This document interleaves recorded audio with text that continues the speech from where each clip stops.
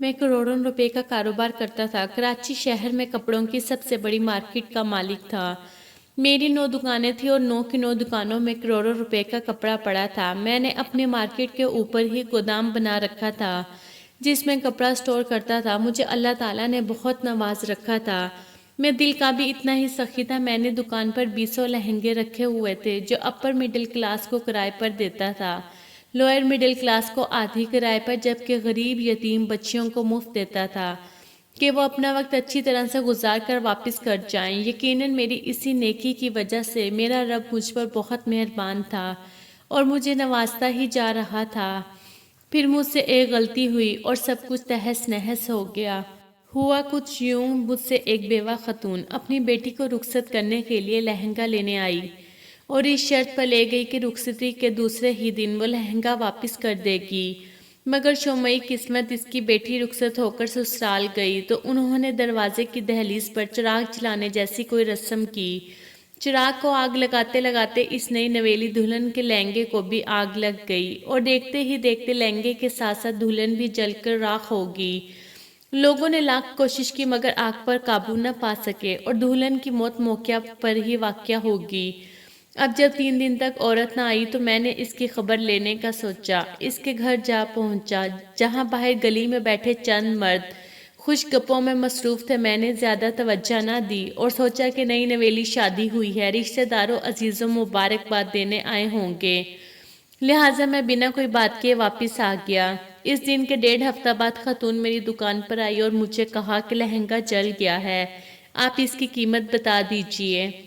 میں نے لہنگے کے جلنے کے متعلق کوئی سوال نہ کیا بلکہ لہنگے کی ڈبل قیمت بتا دی، ساتھ ہی 10 دن کا کرایہ بھی ڈال دیا تاکہ اب کی بار اس سے بہتر مہنگا خرید کر دکان میں رکھ سکوں۔ خاتون نے مجھ کو میری بتائی گئی رقم کی آدھی قیمت ادا کر دی اور باقی کی قیمت کے میری دکان پر کام کرنے کے لیے راضی ہو گئی۔ میں نے بھی حامی بھر لی کیونکہ میں اصل رقم کو تو وصول کر ہی چکا تھا، اب سود کے بدلے مفت میں نوکرانی مل رہی تھی۔ اور یوں وہ خاتون میری دکان پر کام کرنے لگی۔ کام کے دوران مجھے حقیقت کا علم ہو گیا تھا تو مجھے بہت دکھ ہوا، میرے دل میں اللہ تعالیٰ کا خوف بھی آیا۔ میں نے سوچا کہ اس خاتون کو معاف کر دوں مگر تب تک مجھے ملازمت کی عادت ہو چکی تھی۔ میری آمد سے قبل وہ میری مارکیٹ کی صفائی کر چکی ہوتی تھی، میری ضرورت کی ہر چیز ٹیبل پر رکھ کر میری آمد کا انتظار کر رہی ہوتی تھی تاکہ مجھ سے اجازت لے کر جا سکے۔ لہٰذا میں نے سوچا کہ اللہ تعالیٰ کی ذات معاف کرنے والی ہے، مجھے معاف کر دے گی۔ میں نے خاتون کو قرض نہ بخشا جو در حقیقت میں کب کا وصول کر چکا تھا، بلکہ جب مجھے پتا چلا خاتون کے پاس کوئی سہارا نہیں، میں اسے نہ صرف گالم گلوچ کرنے لگا بلکہ کئی بار اس پر ہاتھ بھی اٹھا دیتا۔ وہ چپ چاپ میرا تشدد تک سہ جاتی۔ خیر وقت گزرتا گیا، خاتون کا قرض اتر گیا اور ایک دن آئے کہ وہ قرض کی رقم سے آزاد ہو گئی۔ میں نے اس کو تنخواہ پر کام جاری رکھنے کا کہا مگر اس نے انکار کر دیا اور چلی گئی۔ جس دن خاتون کا قرض پورا ہوا اس سے ٹھیک ہفتے بعد میری مارکیٹ میں آگ لگی اور میں لمحوں میں آسمان کی بلندیوں سے زمین پر آ گرا۔ میں مقروض ہو گیا بلکہ دیوالیہ ہو گیا۔ میں نے مارکیٹ والی زمین بیچ کر لوگوں کا قرض دیا اور باقی پیسوں سے چھوٹی سی دکان بنا لی، مگر اب کی بار میری دکان نہ چلی اور میں نے بیچ دی۔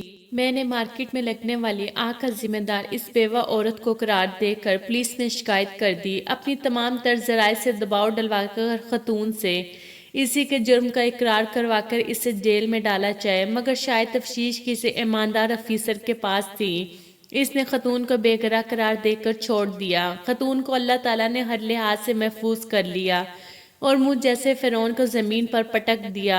آج جب بھی بھیک مانگ کر پیٹ بھرتا ہوں تو میں سوچتا ہوں کہ اللہ تعالیٰ کی ذات معاف کرنے والی ہے، مگر اللہ تعالیٰ خود فرماتا ہے حقوق العباد کی معافی نہیں ملے گی۔ میں نے یہ بات آزما لی ہے، آپ میں سے اگر کوئی آزمانا چاہے تو بے شک حقوق العباد ادا نہ کر کے، اور اگر کوئی خوف خدا دل میں رکھنے کا کہتا ہے تو اسے چاہیے کہ کسی پر ظلم نہ کرے۔